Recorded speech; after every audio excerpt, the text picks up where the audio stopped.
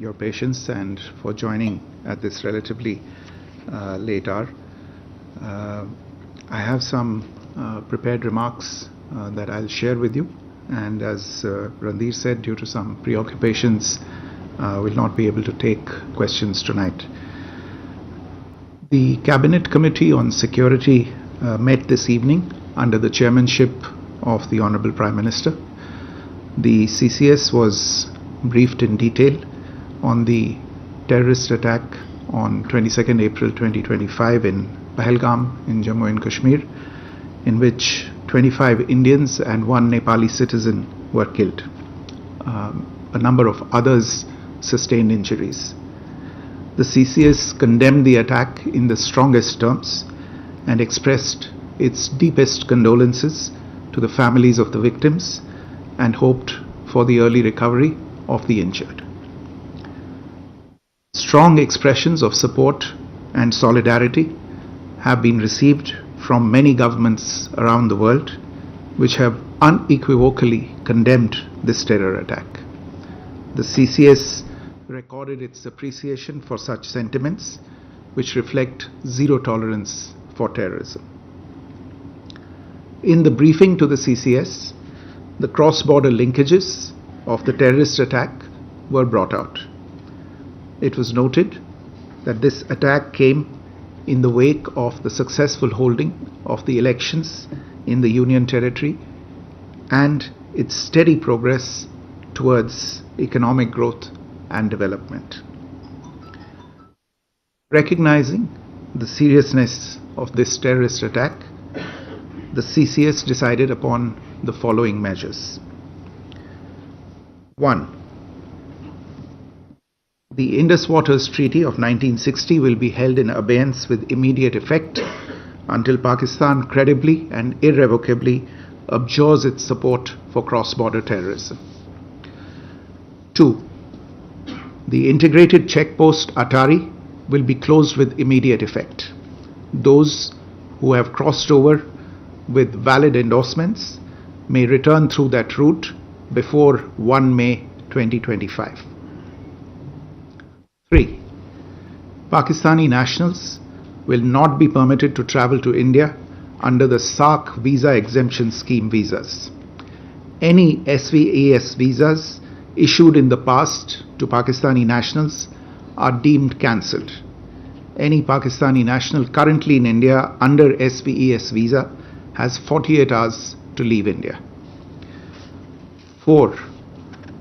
The Defence, Military, Naval and Air Advisors in the Pakistani High Commission in New Delhi are declared persona non grata. They have a week to leave India.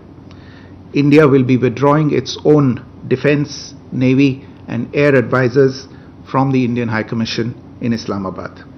These posts in the respective High Commissions are deemed annulled. 5 support staff of the service advisors will also be withdrawn from both High Commissions.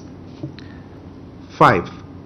The overall strength of the High Commissions will be brought down to 30 from the present 55 through further reductions to be effected by 1st May 2025. The CCS reviewed the overall security situation and directed all forces to maintain high vigil. It resolved that the perpetrators of this attack will be brought to justice and their sponsors held to account. As with the recent extradition of Tahawwur Rana, India will be unrelenting in the pursuit of those who have committed acts of terror or conspired to make them possible. Thank you very much. Thank you, ladies and gentlemen. With that, we come to the closure of this press briefing. Thank you very much. तर काही तातडीच्या उपाययोजना किंवा तातडीची पावलं भारतीय सरकारनं उचललेली आहेत. पाकिस्तानी नागरिकांना आता भारतात तातडीनं प्रवेश बंदी करण्यात आलेली आहे. पाकिस्तानी नागरिकांचा व्हिसा बंद करण्यात आलेला आहे. कॅबिनेट सुरक्षा समितीची एक महत्त्वपूर्ण बैठक झाली. या बैठकीमध्ये देशाचे पंतप्रधान, गृहमंत्री, संरक्षण मंत्री आणि परराष्ट्र मंत्री उपस्थित होते आणि याच बैठकीतनं काही महत्त्वाचे उपाय योजले गेलेत. पहलगाममध्ये जो हल्ला झाला त्या हल्ल्याच्या पार्श्वभूमीवर अटारी वाघा बॉर्डर 1 मे पर्यंत बंद राहील आणि सोबतच पाकिस्तानी नागरिकांचा व्हिसा रद्द करण्यात आलेला आहे. जे पाकिस्तानी नागरिक सध्या भारतात आहेत त्यांनी तातडीनं भारतातनं बाहेर पडावं अशा स्पष्ट सूचना दिल्या गेलेल्या आहेत. सोबतच पाकिस्तानी नागरिकांना आता भारतामध्ये प्रवेश बंदीची घोषणा सुद्धा भारतीय सरकारनं केलेली आहे. काही तातडीच्या आणि महत्त्वाच्या उपाययोजना भारत सरकारनं उचलल्याचं पाहायला मिळतंय. सरकार उत्तर केव्हा देणार, सरकारकडनं या हल्ल्याला प्रत्युत्तर केव्हा दिलं जाईल असा प्रश्न सुद्धा सामान्य लोकांकडनं सातत्यानं उपस्थित होतोय. परंतु ब्युरोक्रॅटिक लेव्हलला प्रशासकीय पातळीवरती काही तातडीच्या उपाययोजना करणं हे नेहमीच गरजेचं असतं. त्या दृष्टीनं भारत सरकारनं टाकलेलं हे पहिलं आणि महत्त्वाचं पाऊल म्हणावं लागेल. अटारी वाघा बॉर्डर 1 मे पर्यंत बंद असेल आणि सोबतच पाकिस्तानी नागरिकांचा व्हिसा रद्द करून कोणत्याही पाकिस्तानी नागरिकाला आता यानंतर भारताचा प्रवेश हा निश्चित करण्यात आलेला आहे, बंद करण्यात आलेला आहे.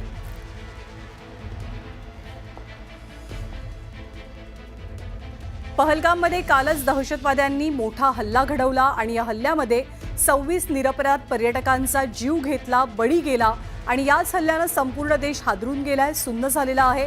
केंद्र पातळीवरती सुद्धा या हल्ल्याची तातडीनं दखल घेण्यात आली. बैठका झाल्या आणि या बैठकांच्या सत्रानंतर प्रशासकीय पातळीवरती काही उपाययोजना केल्या गेलेल्या आहेत.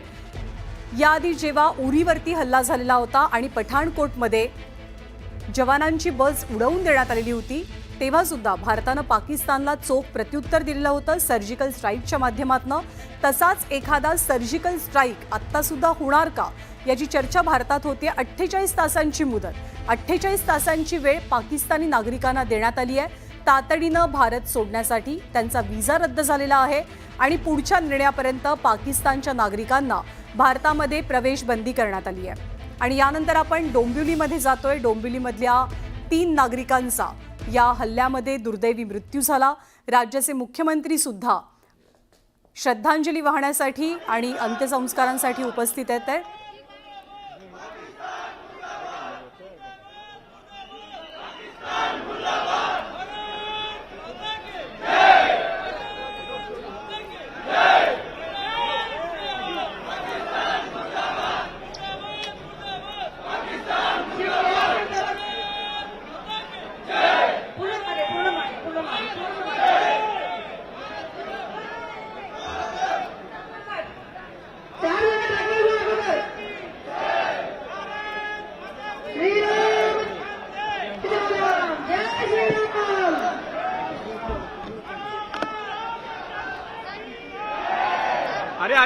लोकांची नावं विचारली गेली, लोकांना त्यांचा धर्म विचारला गेला आणि जे जे हिंदू होते सगळ्यांना थेट गोळी झाडली गेली. आणि याच मुद्द्यामुळे, याच विषयामुळे लोकांच्या मनात सध्या तीव्र संताप आहे की अगदी शोधून शोधून हिंदू व्यक्तींना मारण्यात आलं. परंतु कुणी या घटनेचं राजकारण करू नये असं सातत्यानं राजकीय नेत्यांकडनं, विविध पक्षांकडनं आवाहन केलं जाते. तरीही लोकभावना प्रचंड तीव्र पाहायला मिळतात. कुणी आपला नवरा गमावलाय, कुणी आपले वडील गमावलेत, कुणी आपला भाऊ गमावलाय, कुणी आपला आधार गमावलाय, कुणी कुटुंबातला कर्ता पुरुष गमावलेला आहे. बायकांना, लहान मुलांना या दहशतवाद्यांनी काहीही केलं नाही. उलट काही जणांना असंही सांगितलं की आम्ही तुमच्यावरती हा जो हल्ला केलाय या हल्ल्याबद्दल तुमच्या पंतप्रधानांना जाऊन तुम्ही माहिती द्या. धर्माचा आधार घेऊन या दहशतवाद्यांनी जो हल्ला चढवला त्या हल्ल्याचा तीव्र निषेध व्यक्त होतोय. डोंबिवलीमधल्या 3 कुटुंबांना या दहशतवादी हल्ल्याचा सर्वात मोठा धक्का बसलाय. तिघांच्याही घरातले कर्ते पुरुष त्यांनी गमावलेले आहेत.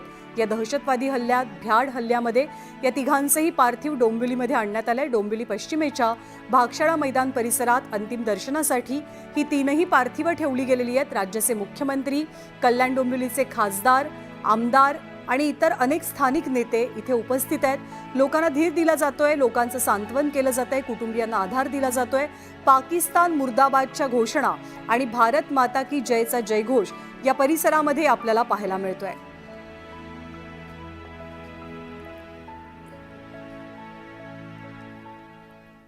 आणि या हल्ला